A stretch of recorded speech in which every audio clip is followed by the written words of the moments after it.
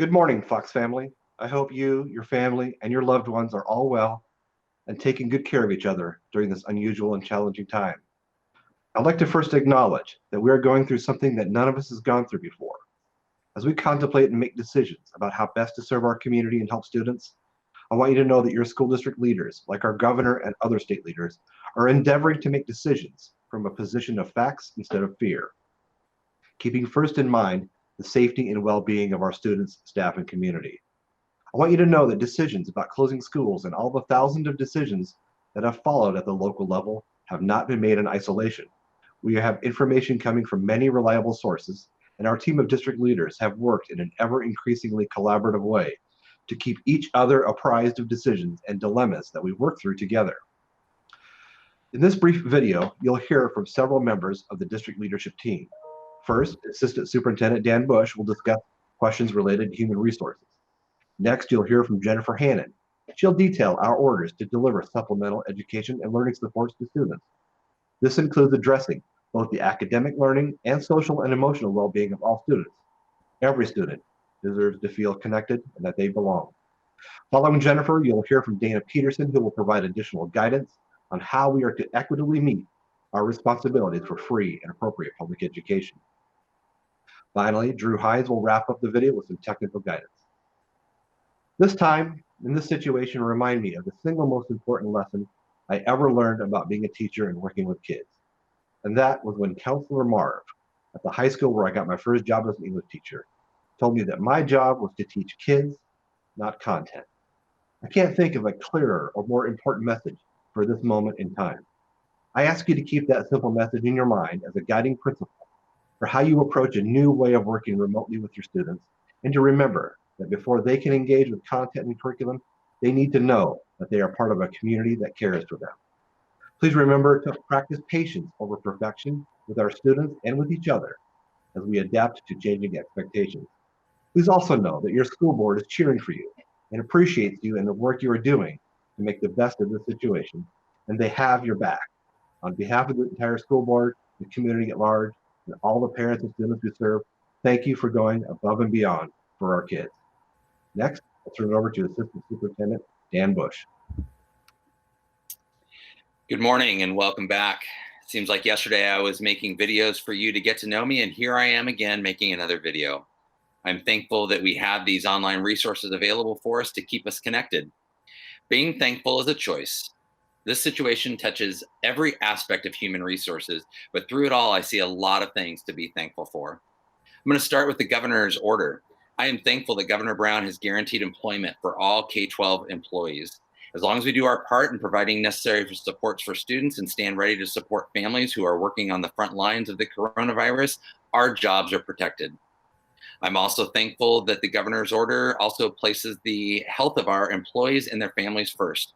The order provides a criteria that requires certain employees to stay home and not use their sick leave so that no one is put in the tough position of making a decision that would put them or their families at risk. I'll talk a little bit later about directives related to working remotely and working from home. I'm also thankful that the scope of our work in this situation is very focused. Not saying it's going to be easy, but I appreciate from the state level that it has us doing three key things. First of all, it has us feeding our students. And with that, I would like to take a moment to thank our food service employees who have stepped up and stepped to the front lines of providing food for our students. Please take a time this week to thank a food service employee. Secondly, the second directive is to provide resources and learning supports from our students. Jennifer Hannon and Dana Peterson are going to be talking about that in a little bit. And finally, the third thing it has us doing or asks us to do is to provide resources to our first responders and healthcare workers should they need our help. We have not been tasked with doing that yet, but we are preparing should they ask the Silver Falls School District for help. Next, I want to talk about a little bit of directions from the Oregon Department of Education related to the executive order.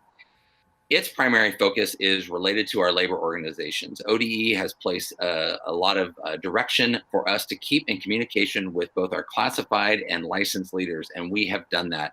I am very thankful for our local leaders for their constant communication and working collaboratively as we move forward in this new world that we're living in. We are currently working on memorandums of understanding, and as soon as those get finalized and signed, we will get those out to you. And finally, what can we do here within the Silver Falls School District? I would like to start with a key reminder to keep lines of communication open. Communication is the key. Please make sure you're keeping in regular contact with your principals and supervisors.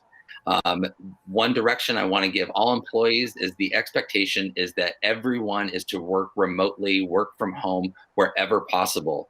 If you believe you have an exception to that, you are expected to connect with your principal or supervisor for permission to go to a work site. Also know that Human Resources is here to help you. Please do not worry or wonder if you have questions. You can reach out to Sandy Sprower, HR specialist. You can reach out to Kim Dowd, payroll specialist, or please contact me if you have questions. Please know that we are excited to have you back in this virtual world. And with that, I'm going to turn it over to Jennifer Hannon to talk about teaching and learning. Welcome back, everyone. So there are two things in the executive order from the governor related to teaching and learning. The two things are that we are closed and that we will be providing supports and supplemental services. So there will be a lot of discussion in the coming week about what that looks like for our district specifically. I do agree with Dan, it's pretty prescriptive. So I know there are a lot of questions and it's very nebulous and confusing right now, but it is very prescriptive for us. The second part of that executive order was, you can flip back there, Drew,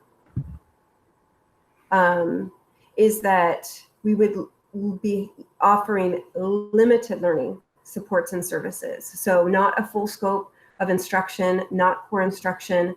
It's very prescriptive as to what we can and can't do. Let's take a look at a couple of directives that have come from ODE regarding this. So that's the executive order from the governor. This guidance that you're looking at now is from ODE in response to what is a supplemental learning support and what isn't. So some key things that we need to think about here are that our supplemental learning supports are to help us maintain relationships with kids and to focus on belonging and connection with kids, including their well-being and mental health. That's to be our priority. Beyond that, there's an academic component to that about being aligned with standards and equity of access and active engagement. When you begin doing this work in your building teams and your district teams, there'll be a lot more guidance from your principals and coaches in this work, but that's the overview of what we're looking at. Again, it's pretty prescriptive, so let's not stress so much about what it is and what it isn't. It's pretty prescriptive for us. Let's take a look at what it is not, if you can flip that, Drew. We're looking at not just introducing any new instruction or trying to replicate regular learning. We're not looking at grades or accountabilities. We're looking at opportunity over accountability for kids to keep kids connected and actively engaged.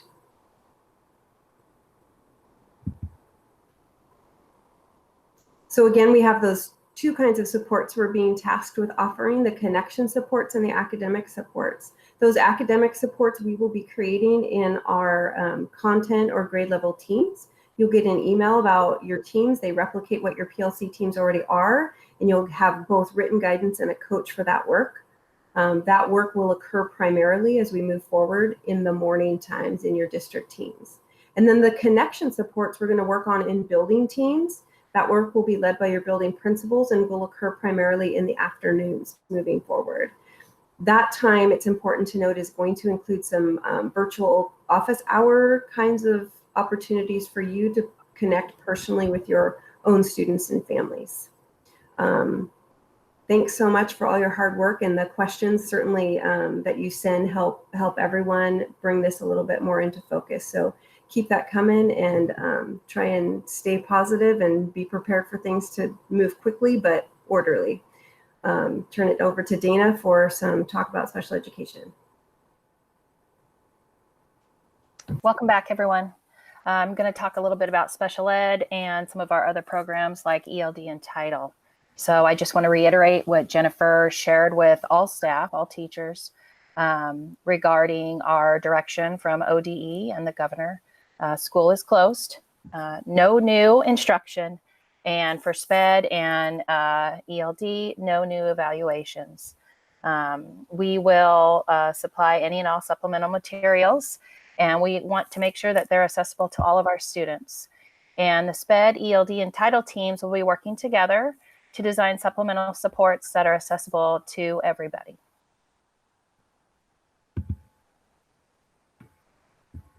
Here are some of our dues, just like Jennifer shared with you guys. These are the dues for special education, very similar. One thing we definitely want to do is maintain relationships, and in special ed and a little bit in ELD and Title, we're privileged to have teams. We know who our go-tos are, and that's what we're going to focus on. Also looking at the belonging and connections. This is a great time for special ed teams to dig a little bit deeper in those concepts that students have previously been working on and their goals. We're always going to prioritize that accessibility for all kids in any kind of supplemental learning supports that we hand out and offer. And we always want to, as Paul stated earlier, make sure that we have student participation and encourage that active engagement. What we are not going to do, what we are asked not to do, is introduce any new instruction. And we don't want to assume, especially for some of our students that have special needs or other difficulties in learning, that their families or parents can pick up physically where we have left off when we left school. We don't want to replicate any of this. We can't replicate any of a classroom environment at home. And we're not going to worry about things, as Jennifer said, regarding grades or transcripts or report cards at this time.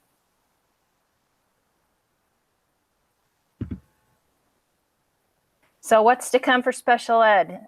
There's a lot of moving targets right now between the federal government and the state government. So I know the anxiety is high for many of our special ed teachers, Title and ELD specialists. So know that we're going to have more meetings this coming week, specifically to this group.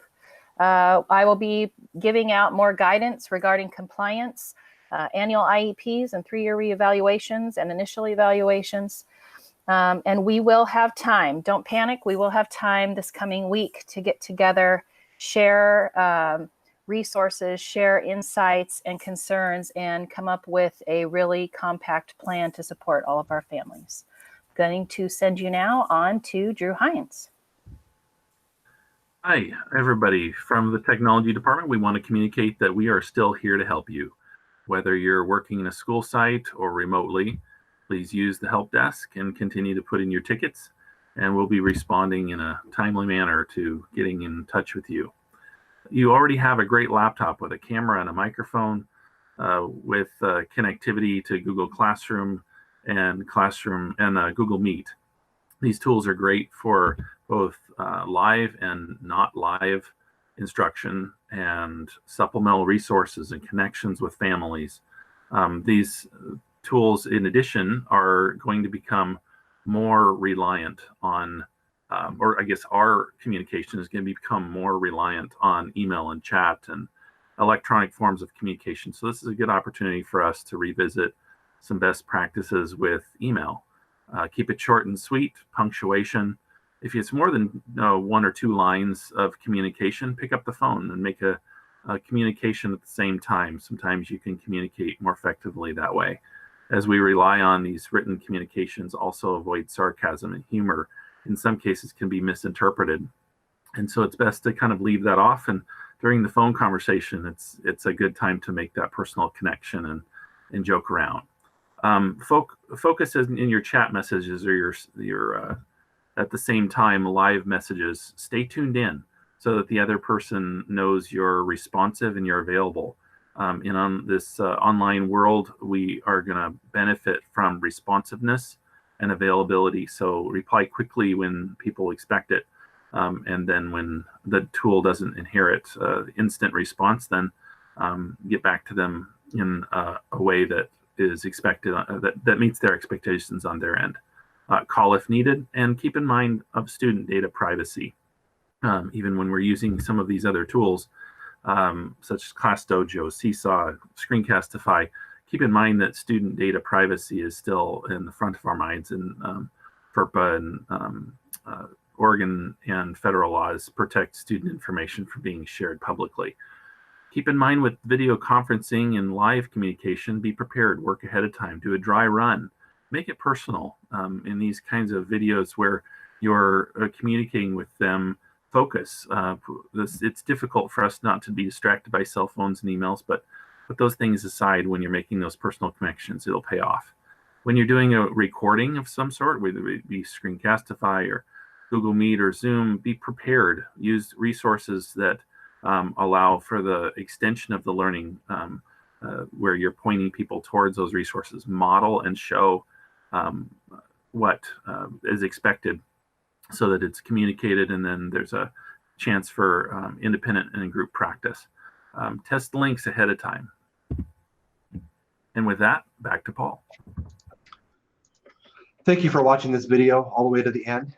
Please stay positive, be a problem solver, practice patience over perfection, and I hope you, like me, are proud to be a member of the Silver Falls School District family. Be well and have a great day. Thank you.